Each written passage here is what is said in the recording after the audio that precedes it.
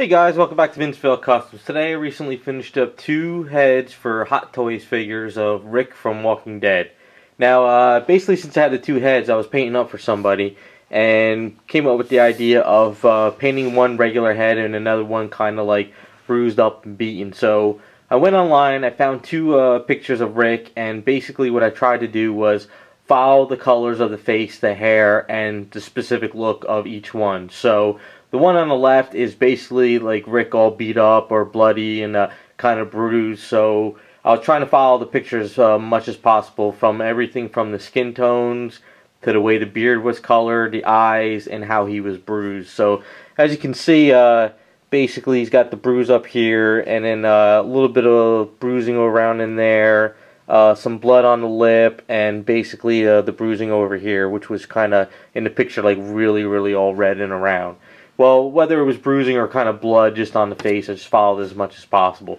So I tried to follow all the shadings in his faces, basically how his eyebrows weren't completely like, super like thick. They're kind of like, not really all there, especially his beard, because the beard is actually sculpted on this head.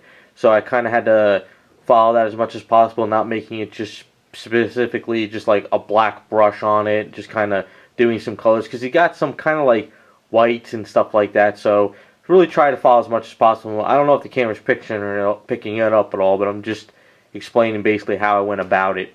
So I used the ultrafine transfer eyes too to put the eyes in there, because his eyes are kind of like I don't even know what color it was, but these colors are kind of like where as close as possible to the picture, so I use these.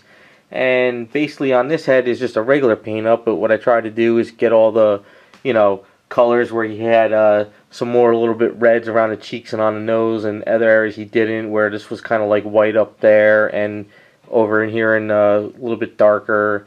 So I just tried to follow them as much as possible, and it was good. It was a good experience painting these up. Some Hot Toys heads for the first times, because even though they're small, there's still a lot of detail you got to try to capture as much as possible. So that's pretty much where I went with these. It was a lot of fun. The hair is basically, what I did was I did a really dark black, brown, solid coat, and then I brushed in some highlights, and I kind of didn't just go straight browns, because his hair is kind of like, in the pictures they were kind of, can't really say it, they didn't look gray, but it didn't look brown. It was kind of like a back and forth mix, so I tried to follow those as much as possible. So I just tried to get it all in there and everything, and it was a lot of fun.